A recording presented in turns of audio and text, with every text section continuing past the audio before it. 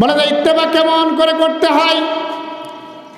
বলে যে একটা ছোট্ট বাছুর যেভাবে তার গাভীর অনুসরণ করে, মায়ের অনুসরণ করে, ঠিক কিনা বলেন? ওই গাভী রাস্তা পার হওয়ার সময় গাভীর পিছন পিছনে বাচ্চা থাকে, ঠিক কিনা বলেন? সামনে যায় নাকি? পিছন পিছন থাকে।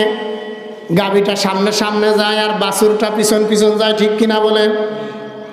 বলে তাবি ইত্তেবা, অনুসরণ অনুকরণ রাসূলের এরকম করতে হবে। রাসূলের গোটা জিন্দেগির অনুসরণ অনুকরণ করতে হবে, ঠিক কিনা বলেন?